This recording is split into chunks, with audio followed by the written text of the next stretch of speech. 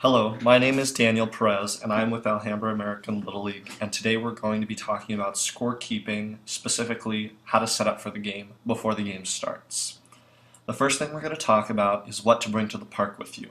You want to make sure to bring at least 2 or 3 pencils, preferably mechanical pencils, so that if a traditional pencil tip breaks, you're not running around looking for a sharpener. You also want to make sure you have an eraser because everyone makes mistakes. You want a hard surface to write on. If you're going to be keeping pitch count, you should also consider a clicker.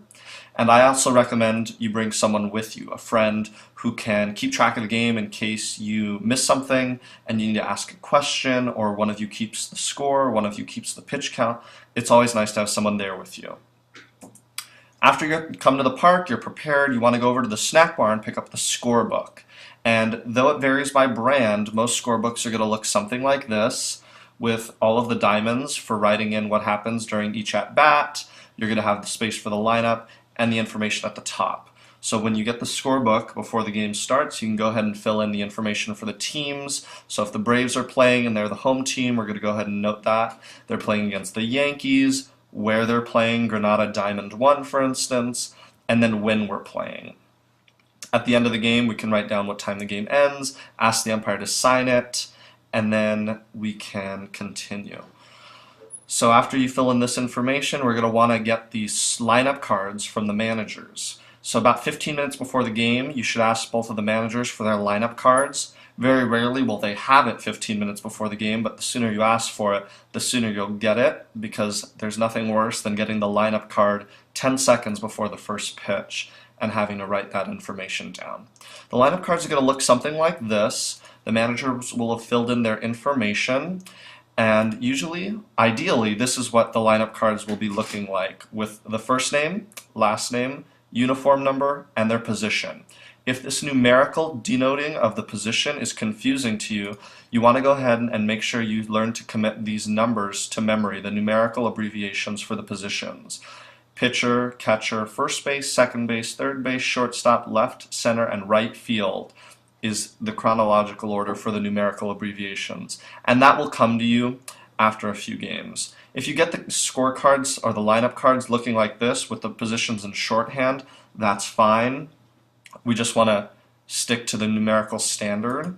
But if you do get something that looks like this from the managers, you want to respectfully return them and ask for more information. Specifically, we need to know the uniform numbers, and for most divisions, we need to know the position numbers as well. So for the tiny division, we only need to know who's pitching and catching. We need to track that during the game for pitch count, which we'll talk about more later. But if you're playing in the minor, major, or junior divisions, we want to know the positions because it's important when tracking substitutions, which we'll talk about later.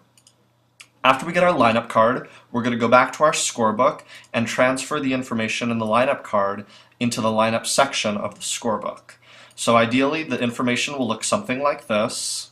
We're going to go ahead and transfer that information into the book.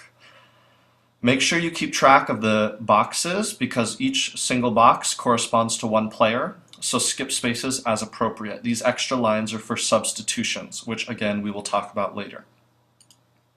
One other thing that we do need to include on this page before the game begins is right up here we want to include the number of the opposing team's pitcher. So when the Braves come up to bat, we want to write down who's pitching for the Yankees. And we're going to do that by looking at the opposing team's lineup card. So the Yankees have in their number 1 position, which is the pitching position, Matthew Yu pitching. So what we're going to do is we're going to take Matthew's number, his uniform number, and we're going to write it up here. So that anyone who looks at the scorebook can see that in the first inning, in the bottom of the first inning, because the Braves are home, number 5 from the Yankees was pitching. And this is very important to keep in mind throughout all of the scorekeeping process during the game, is that anyone should be able to look at your book and figure out some key information, how many runs were scored in each inning, who pitched in each inning. Information like that is very important. So before the game starts, this is what our book should look like. We should have our lineups written out. We should have the pitcher of the opposing team in that spot, the teams, the home or away, the location, the time. Also, if we're pitching in a non-consecutive batting order, which would be the minors or major division, we would have substitutes down at the bottom, ready to be written in once they're subbed in. If this was a consecutive batting order in the tiny division, we would have them all written out with their own box for each division. And that is how we set up the scorebook.